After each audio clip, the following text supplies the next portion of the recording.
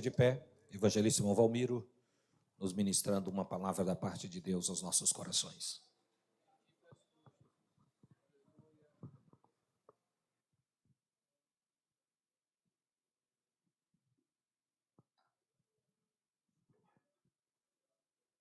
Meus irmãos, eu quero nessa oportunidade cumprimentar a todos com a paz de nosso Senhor e Salvador Jesus Cristo.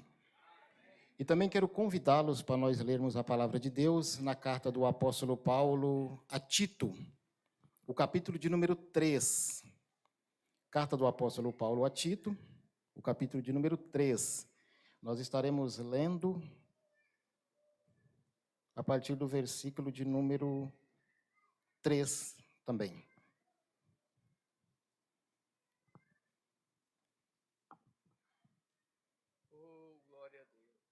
Glória ao nome de Jesus.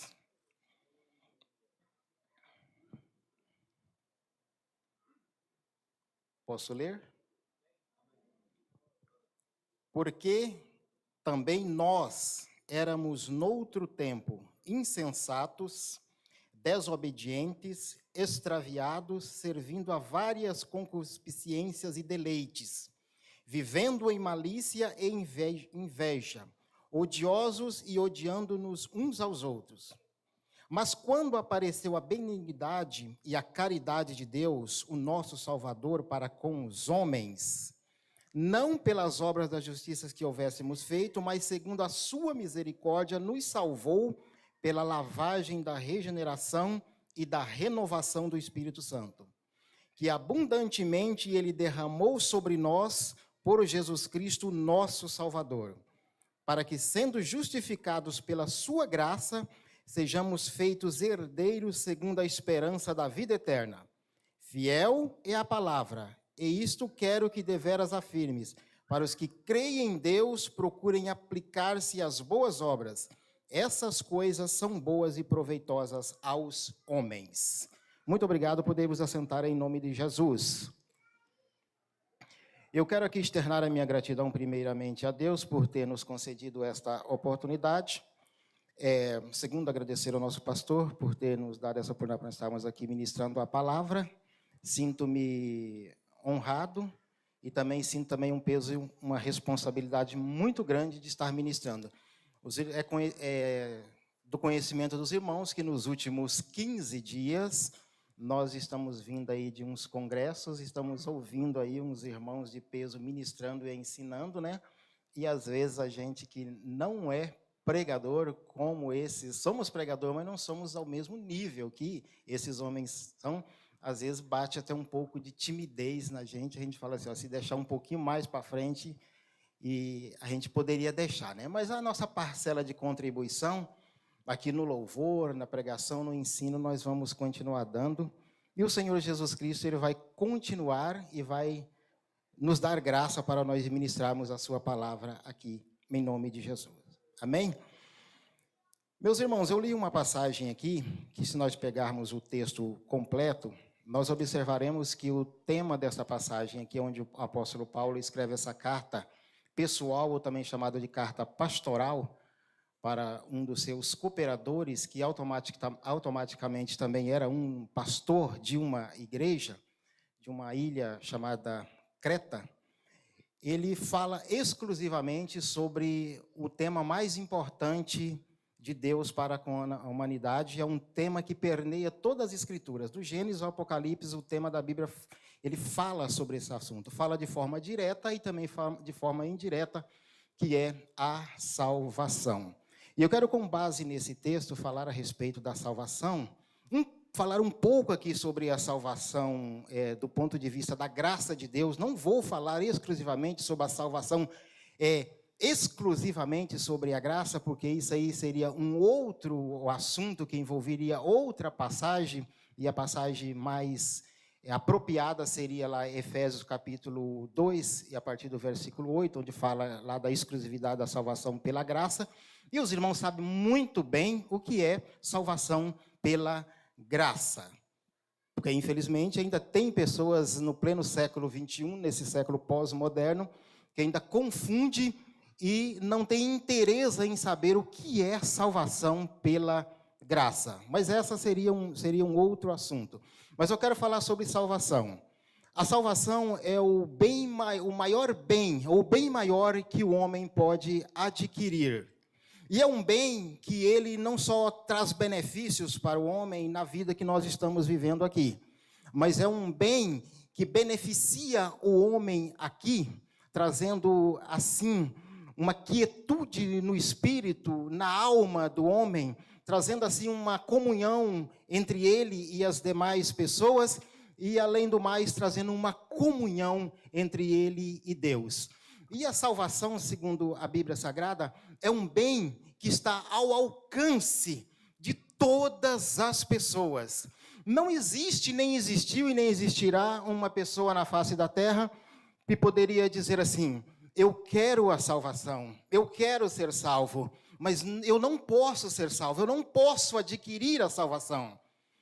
Por quê? Porque a salvação, ela não é dada pelas nossas obras, ela não é dada pelos nossos méritos, pelo aquilo que nós fazemos ou deixamos de fazer.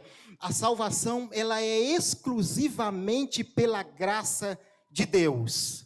Deus está oferecendo gratuitamente esse bem. E é um bem que ele não faz nós olharmos somente aqui na horizontal, mas é um bem que faz nos orar também na vertical.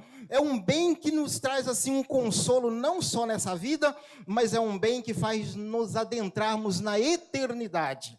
E se as pessoas parassem um pouco para analisar o valor que tem a salvação, as pessoas correriam para os pés de Jesus e aceitariam essa oferta gratuita que está sendo oferecida por o nosso Deus através de Jesus Cristo.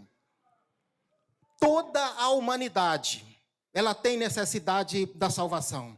Todo ser humano necessita da salvação. E uma prova evidente de que todas as pessoas precisam e necessitam da salvação é a verdade que todas as pessoas são pecadores. Todas as pessoas desde o primeiro homem que já pisou nessa terra, ao último homem que pisará nessa terra, ele não passa de um pecador. E ele sendo um pecador, então aí ele necessita da salvação. E o que me chama a atenção é que quando nós temos a necessidade de alguma coisa, nós vamos em busca desse algo para suprir a nossa necessidade. E assim, nós estamos dispostos de investir tempo, investir valores, investir dinheiro, investir muitas coisas para nós buscarmos esse bem que nós achamos que nós necessitamos. Mas a maior necessidade que o homem tem, e que ele tem que se conscientizar, é que ele necessita ser salvo. Por quê? Porque ele é um pecador. Interessante, meus irmãos, eu vou demorar a acostumar aqui. Eu fiquei preocupado no dia das pregações, que é tombada para cá, e eu falei assim, meu Deus, quando eu for pregar, o que eu vou arrumar? E se eu colocar esse copo, esse trem tombar para trás aqui? Mas nós vamos se acostumar aqui com essa modernidade, com essa bênção aqui, que foi lindo isso aqui, ficou muito bonito. Sem menosprezar que lá os Abraão também, né? Ficou top aquele púlpitozinho lá para os Abraão, ficou show de bola lá. Então, o homem necessita da salvação. Por quê? Porque o homem é um pecador. No livro do profeta Isaías, no capítulo 1, versículo 5 e 6, o profeta Isaías dá um retrato de qual é a situação do homem sem Deus, do homem que necessita de Deus. O profeta Isaías fala assim, olha, a situação primeiramente, coletivamente, da nação de Judá, depois aquilo também envolve também o homem individualmente. Ele diz assim, olha, desde a planta do pé do homem até o alto da cabeça, o homem está cheio de feridas, e essas feridas não foram espremidas, essas feridas não foram amolecidas com óleo, essas feridas não foram curadas. A nação de Judá poderia bem olhar um para o outro e falar assim: mas nós não estamos feridentos, nós não estamos cheios de ferida, nós não estamos cheios de machucões, nós não estamos nisso. Mas espiritualmente a situação do homem pecador, que ainda não recebeu o perdão, não recebeu a salvação, a redenção oferecida por Deus, é essa: ele está todo ferido, da planta do pé até o alto da cabeça. Mas isso é terrível? Sim, é terrível. Só que eu tenho uma boa notícia.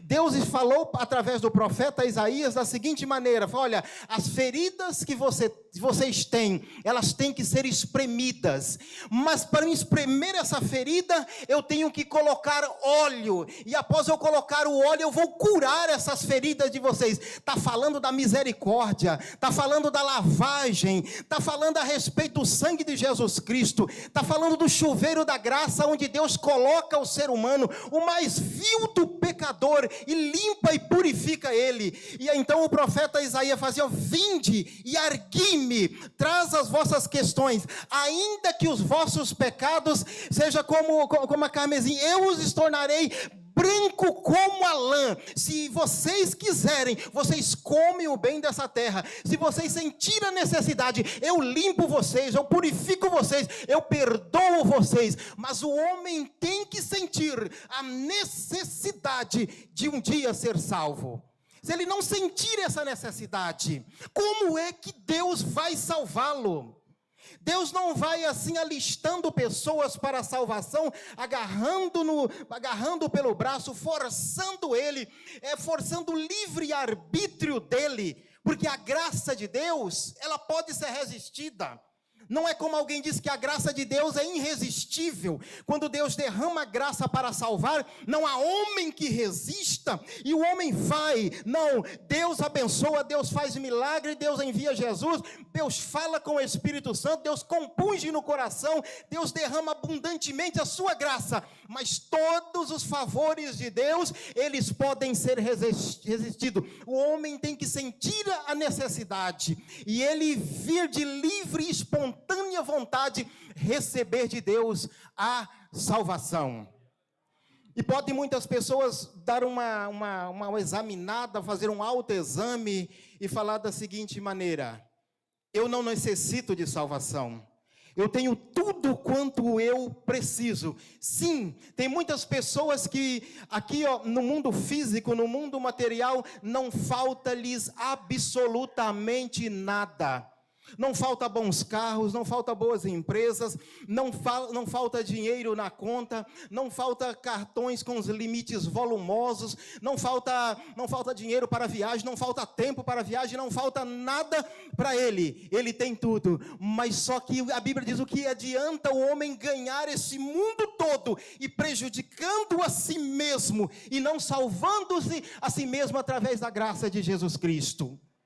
O homem precisa sentir essa necessidade. E tem pessoas que pensam assim: eu não necessito ser salvo, eu não preciso estar no meio desses crentes para mim ser salvo, eu não preciso ir lá ouvir esses louvores, esse hino, e lá estar e aceitar e receber Jesus Cristo como Salvador.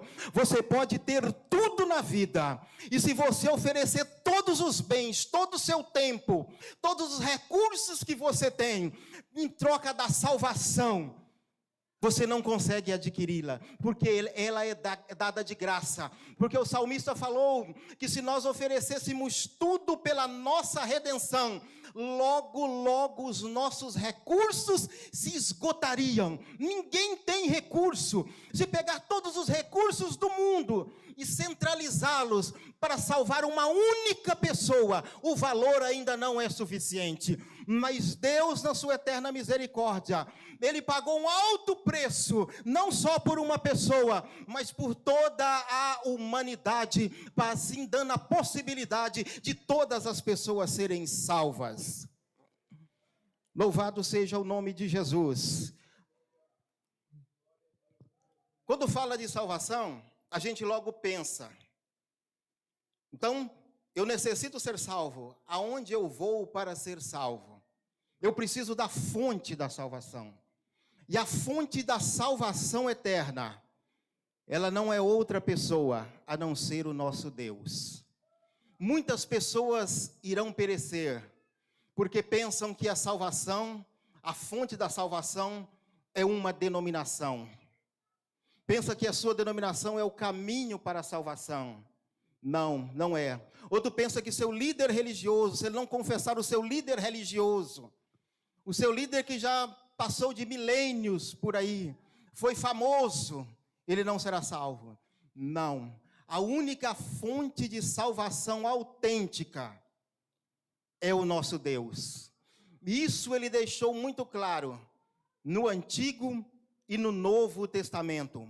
O apóstolo Pedro, no capítulo 4, e o versículo 12, lá de Atos dos Apóstolos, ele deixou claro dizendo que em nenhum outro há salvação, nenhum outro nome há dado por quem nós devemos ser salvos. É o nome precioso do Senhor Jesus Cristo. Se tem pessoas esperando salvação, buscando salvação em outra fonte, a não ser Deus, está batendo em porta errada, está buscando em fonte errada, porque o único que pode salvar é o nosso Deus, e Ele está com as mãos estendidas para nos salvar, a partir do momento que nós reconhecermos a nossa pecaminosidade diante dEle, e você ir a Ele, Ele te salva, porque Ele é o Salvador por excelência. No Antigo Testamento Ele é o Salvador, no Novo Testamento Ele é o Salvador, nos dias de hoje Ele é o Salvador, e Ele é o Salvador por toda a eternidade. Louvado seja o nome de Jesus. Aí quando a pessoa é salva, as pessoas pensam assim, por que eu sou salvo? Eu me vem à mente agora, no estado do Paraná, eu conheci um rapaz, que sabe até posteriormente ele ouve isso. Mas é vero o que eu estou falando. Eu conheci um rapaz, por nome de Paulo. Aquele rapaz, ele foi provido por Deus de uma beleza extraordinária. Na igreja onde eu congregava, as irmãs falavam assim, irmã, a senhora foi abençoada, porque o esposo da senhora é muito bonito.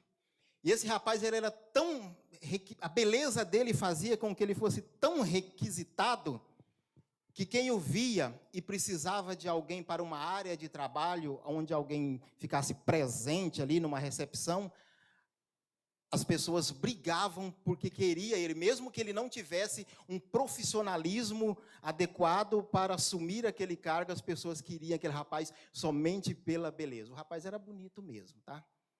Que homem não pode falar que homem é bonito, mas tem homem bonito sim, tá? E eu não faço parte desse grupo, eu sou bem desprovido de beleza. Mas graças a Deus teve algo em mim que chamou a atenção de alguém aí e deu certo, né? Louvado seja o nome de Jesus. Agora, irmão, sobre o quesito salvação. Por que Deus nos salvou? Qual o motivo que Deus nos salvou? Lá no Tito capítulo 3 e 5 diz que é por causa da sua misericórdia. É por causa da sua misericórdia. Deus não salvou você porque você fala bonito, porque você canta bonito, porque você é um empresário, porque você é rico, porque o seu cabelo é liso, que não precisa nem pentear, só dá um tapinha, o bicho já está penteado. Não é porque você tem o cabelo cacheado, encaracolado, não é porque você tem os olhos azuis, não é por causa de nada disso. Deus salvou você por causa da sua misericórdia. Por mais desprovido que você seja de tudo, ou por mais provido que você seja de tudo, Deus salvou um e salvou o outro por causa da sua misericórdia. Se não fosse a misericórdia de Deus, nós não seríamos salvos. E o que é misericórdia? Tem pessoas que confundem misericórdia com empatia, mas é quase a mesma coisa, mas não é a mesma coisa.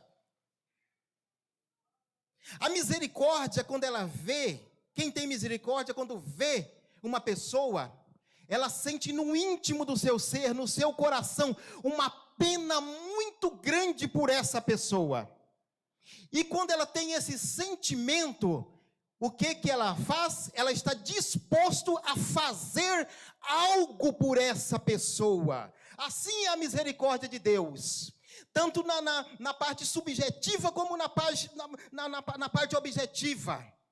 Tanto na teoria como na prática, Deus viu a pecaminosidade do homem, Deus viu a situação do homem, Deus se compadeceu do homem e Deus teve misericórdia do homem. Aí Deus agiu em favor do homem, enviando Jesus Cristo para tirar ele desse estado de miséria, usando de misericórdia.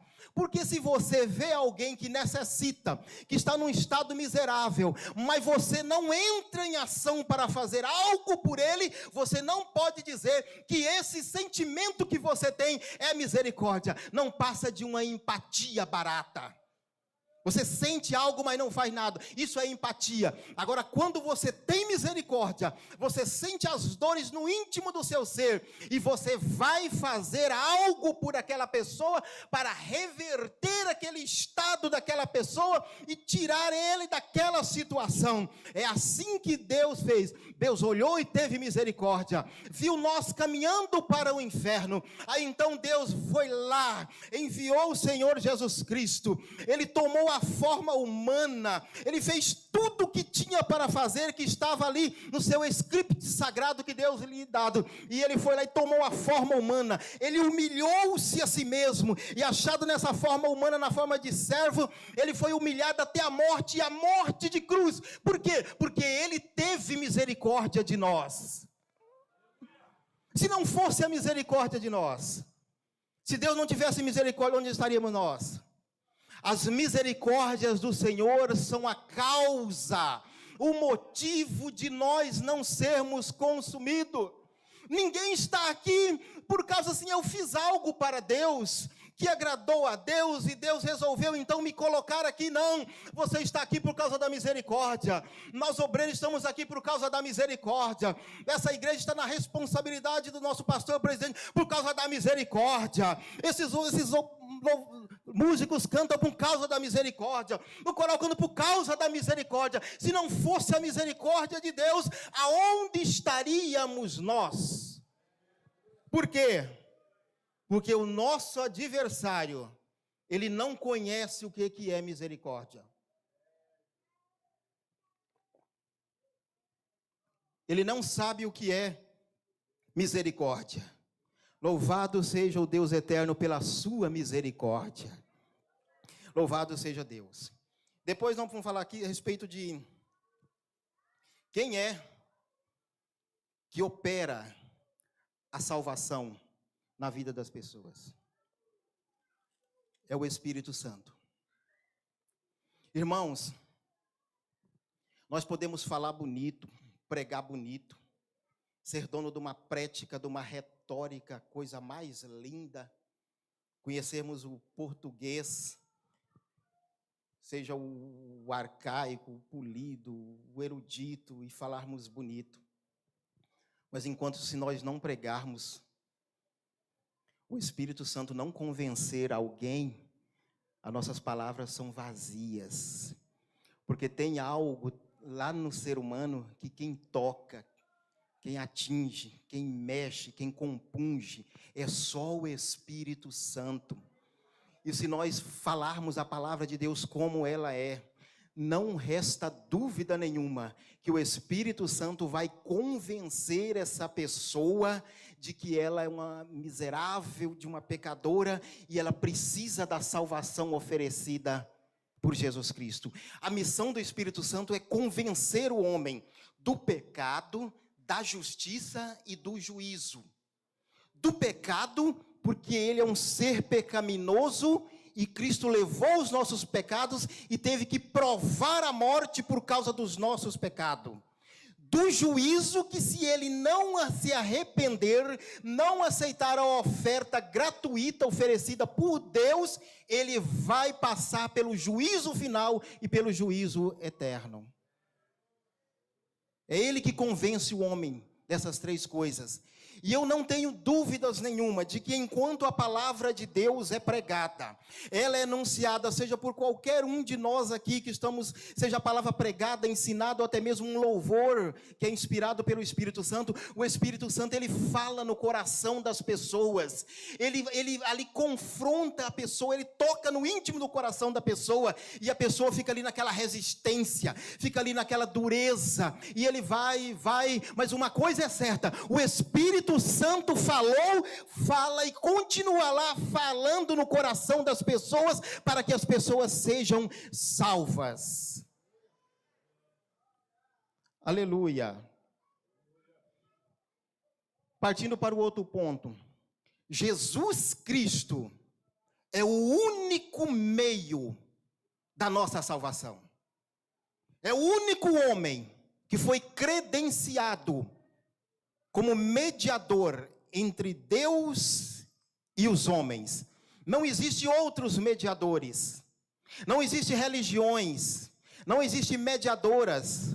Os homens, por mais importante que já existiram na história, por mais que já beneficiaram a história, seja em qualquer área, história, geografia, medicina, seja filosofia, eles não são credenciados para salvarem as pessoas. O único autêntico credenciado é o Senhor Jesus Cristo. Ele disse: eu sou o caminho, a verdade e a vida, ninguém vem ao Pai a não ser por mim. O único meio que Deus deu para que o homem possa ser salvo é a pessoa bendita de Jesus Cristo.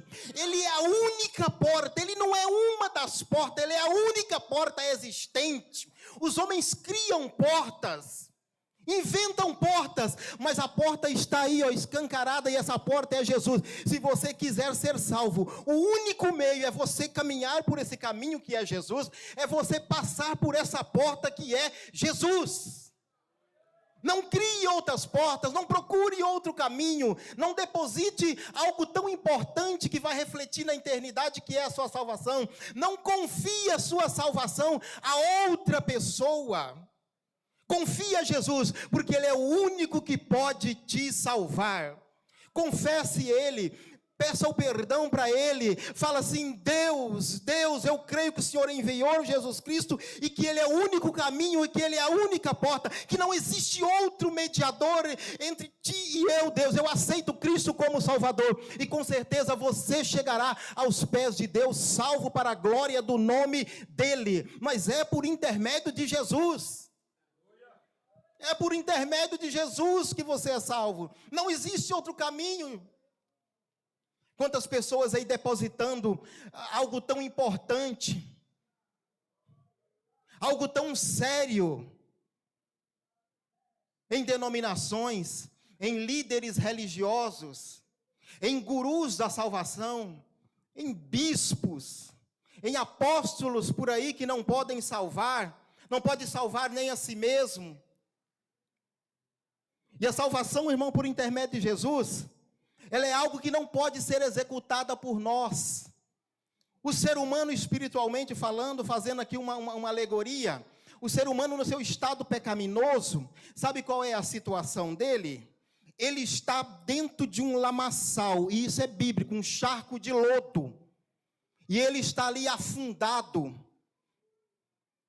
Os membros, o tronco, está tudo ali afundado no barro. E ele precisa de uma ajuda externa para dali sair. Ele não pode pegar o seu próprio braço, o seu próprio punho e puxá-lo dali. Isso é inútil, é um esforço inútil que ele está fazendo. Ele não pode pegar ali nos seus cabelos, para quem tem cabelo, e puxar e tirá-lo dali. Ele não pode fazer isso. Ele precisa de uma ajuda externa para ele sair dali. Ele precisa de alguém que está com as pernas, os pés na rocha, para estender a mão e arrancá-lo dali. Assim é a salvação. Nós estamos nesse charco de lodo, nós estamos nesse barro chamado pecado, nesse barro chamado mundanismo, mas o Senhor Jesus está com as mãos estendidas, e se nós estendermos a mão até Ele, Ele nos arranca dali e nos salva desse charco de lodo, desse lamaçal, desse pântano pecaminoso. Nós não podemos salvar a nós mesmos, somente uma ajuda externa. Deus, através de Jesus Cristo, Ele pode e quer nos salvar. Louvado seja o nome de Jesus. Aleluia. Acho que eu já contei aqui, alguns irmãos se lembram, que muito tempo atrás, aconteceu um fato real na divisa dos Estados Unidos com o Canadá, nas cataratas do Niágara. 2 homens estavam ali andando com aqueles barquinhos, caiaque, e de repente veio assim uma correnteza muito forte e derrubou os 2 dentro da água. E os 2 foram sendo levados violentamente para aquelas cataratas. Mas apareceu alguém lá na margem do rio e pegou uma boia e uma corda e lançou com tanta precisão que caiu no meio dos 2. Os 2 foram e agarraram na boia e foram sendo puxados para fora, para a margem, e eles estavam sendo salvos. Mas, de repente, um deles viu um tronco de madeira passando, ele largou aquela corda salvadora, ele largou aquela boia e agarrou naquele tronco. Quem agarrou na boia foi puxado para fora e foi salvo. Quem agarrou-se no tronco foi até a cachoeira e perdeu ali a sua vida. Nós estamos, irmãos, espiritualmente falando nessa correnteza. E o Senhor Deus lançou uma corda, uma boia, com tanta precisão, que chegou no meu alcance, que chegou no seu alcance, que chega ao seu alcance. Abrace essa corda, abrace essa boia, e Ele vai te arrastar para fora. Agora, se você soltar dessa boia que Deus lançou, que é Jesus Cristo, e você se agarrar nos troncos dessa vida, inevitavelmente você vai perder a salvação que Deus está lhe oferecendo gratuitamente. Louvado seja o nome de Jesus. Louvado seja o nome de Jesus. Aleluia. É o único meio que Deus providenciou para propiciar os nossos pecados. E muito tempo atrás, eu estudo e eu acabo não esquecendo, eu não esqueço das coisas, esqueço no momento, mas depois, em certos momentos, vem à tona. E agora que vem à tona, essa palavra que eu falei aqui a respeito de propiciação ou propiciatório. Essa palavra propiciação ou propiciatório no original é a palavra hilasterion. É quando tem alguém lá e alguém cá. E esses 2 estão em inimizade um com o outro. Mas o ponto mais fraco não tem como ir lá. Não tem como ir lá. Mas precisa de alguém que o pegue daqui e o leve até lá. Aí a Bíblia diz, em 1 João capítulo 2, versículo 2, que Ele, Jesus Cristo, é a propiciação pelos nossos pecados. Quer dizer, eu não posso sair e ir diretamente a Deus, mas Deus enviou Jesus Cristo como propiciação. Ele pega eu aqui e me leva até a Deus e fala assim: Deus, Ele ouviu a mensagem, Ele quer fazer um acordo de paz contigo. Cristo é a propiciação pelos nossos pecados. Ele é o único que pode nos pegar lá, daqui, e levar lá onde está Deus. Não existe outro ser que possa nos levar a Deus a não ser a pessoa de Jesus Cristo. E pena que tem muitas pessoas que só depois da morte irão descobrir que Jesus Cristo é o único caminho. Só depois da morte vão descobrir que somente Jesus Cristo é a propiciação pelos nossos pecados. Só depois da morte ele vai descobrir o quanto ele foi enganado. Por quê? Porque não examinou com fidelidade o que as Escrituras dizem, que Jesus Cristo é o único caminho, é o único mediador entre Deus e os homens. Mas quando descobrirem isso, será muito, mas muito tarde mesmo.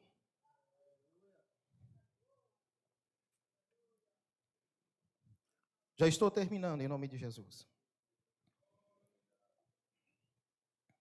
Aí as pessoas perguntam: irmão, tudo bem, aceitei Jesus, certo? Certo. Agora eu estou salvo? Sim, você está salvo. Ué, mas eu não posso dizer que eu sou salvo. Claro que você pode. Você dizer que você é salvo, você é muito jactancioso, você é orgulhoso espiritualmente. Sim, irmão, a partir do momento que nós aceitamos pela fé que Cristo morreu pelos nossos pecados, nós estamos salvos, sim, senhores. Como é que eu vou estar aqui em cima de um púlpito pregando, vocês estarem aí na nave da igreja adorando, esses obreiros na minha retaguarda aqui, eu falar de salvação, e aí, como é que é a salvação? Rapaz, eu estou esperando aí, ver se eu tenho sorte no final, ver o que Deus faz comigo. Não, salvação não é assim não. Salvação é uma convicção tão interna, que você recebe após você aceitar Jesus Cristo, que somente aquele que é salvo que entende. A Bíblia diz que o Espírito Santo...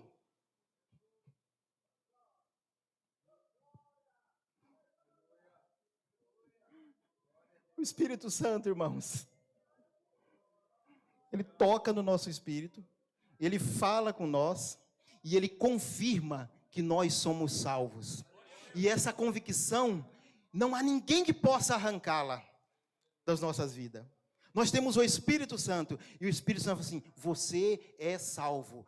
Crente salvo, ele não dorme com medo de perdição.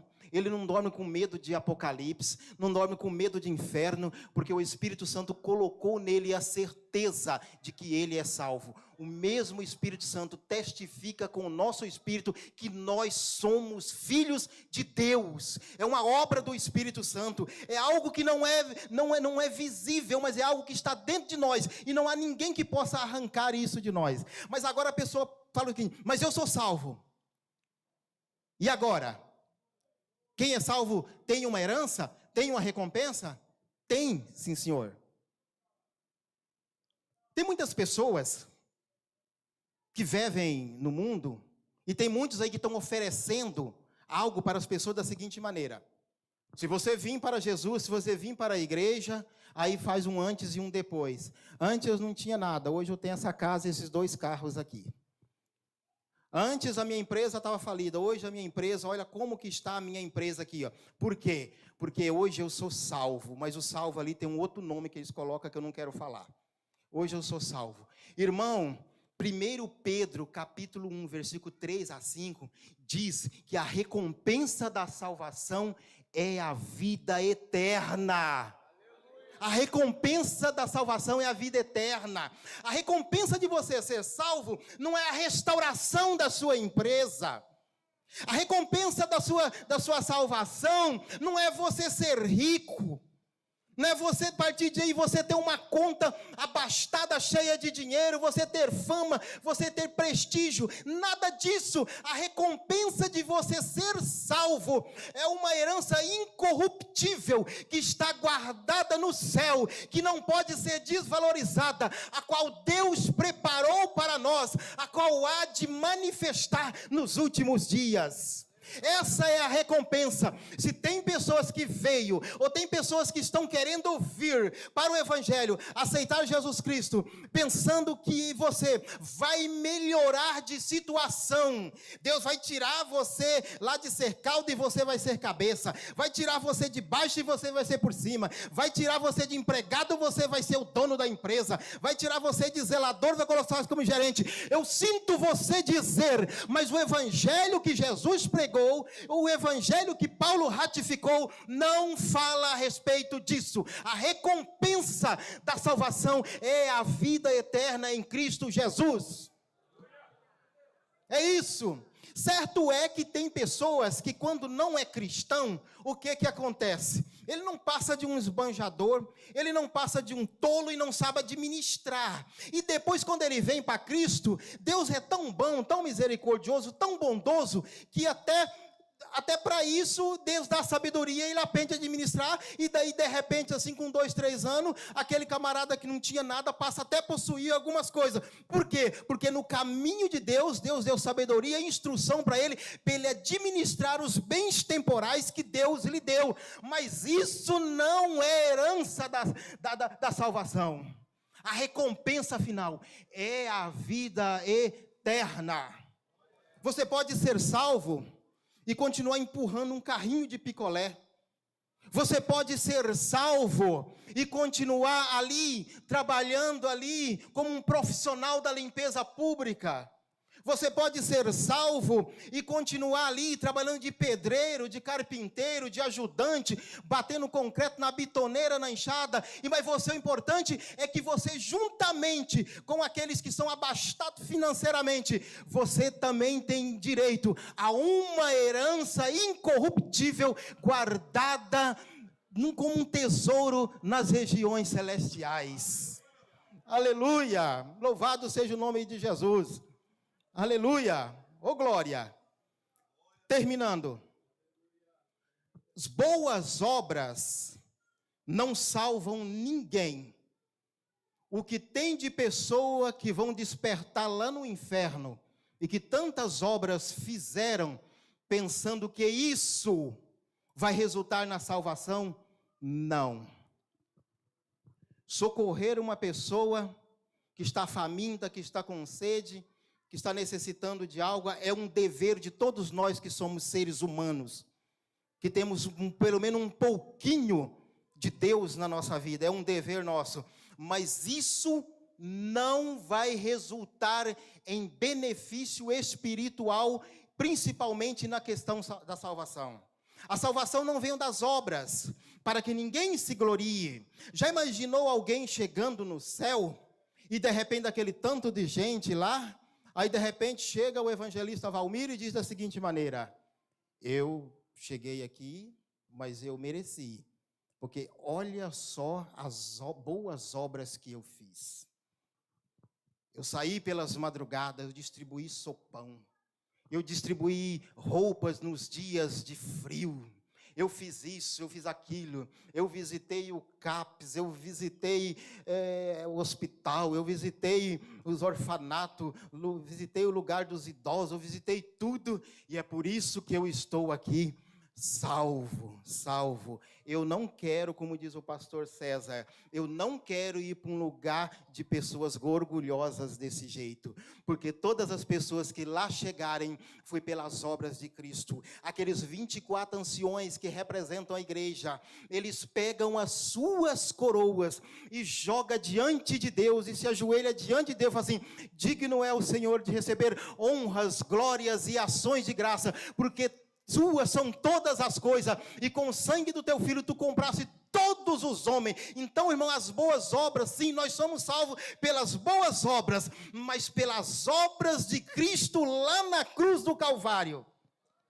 Mas agora tem um detalhe de suma importância: boas obras não salvam, mas quem é salvo pratica boas obras. Está escrito aqui, ó, na parte que nós lemos aqui, ó, em Tito, está escrito que quem é salvo, ele pratica boas obras.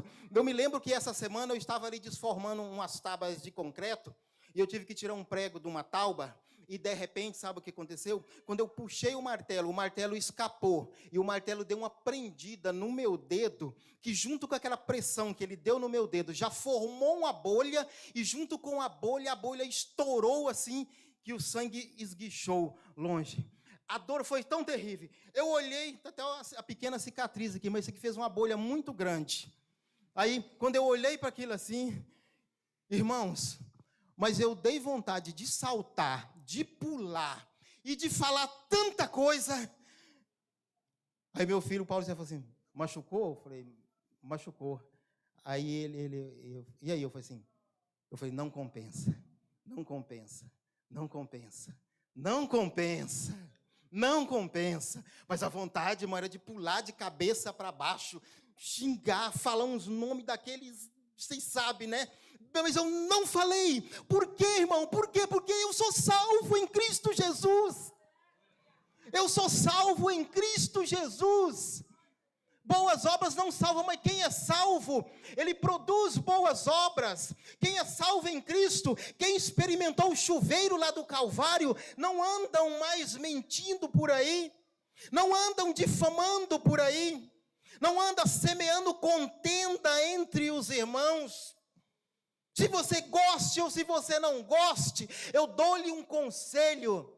Fica com a tua boca com boquinha de siri, quietinho só para você, porque talvez aquilo que você não está gostando, aquilo que você está sentindo ranço, tem muitas pessoas que estão ali, nadando na glória de Deus, por o que outra pessoa está fazendo. Não pegue essa raiz de amargura que está no teu coração e vá contaminar a vida de outro irmão. Fica na paz e deixa as pessoas na paz.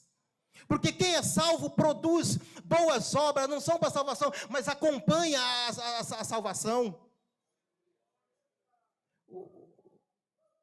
O irmão sonoplasta aí, silencia o áudio só um pouquinho para mim, não deixa sair na internet.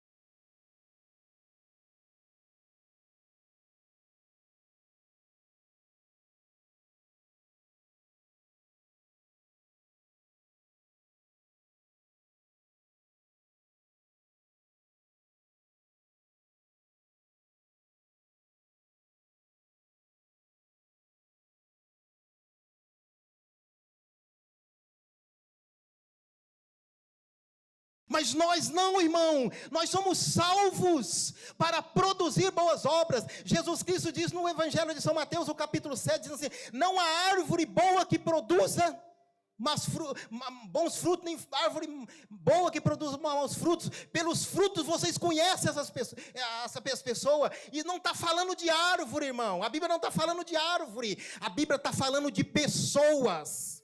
Está falando de crentes.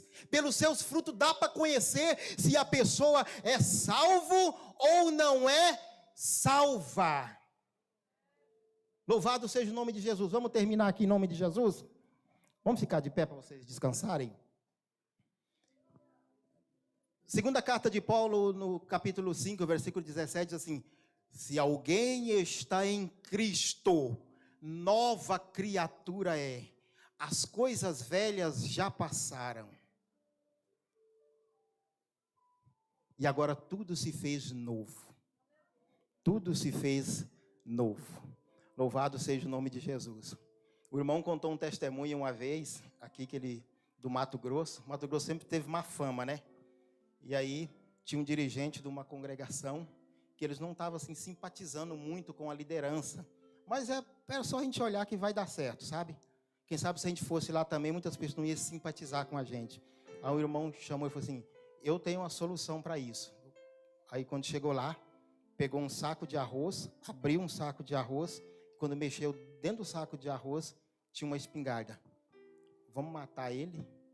Irmão, me desculpe eu falar, uma pessoa dessa nunca foi salva em Cristo Jesus. Porque uma pessoa que é salva, ela tem um sentimento totalmente diferente.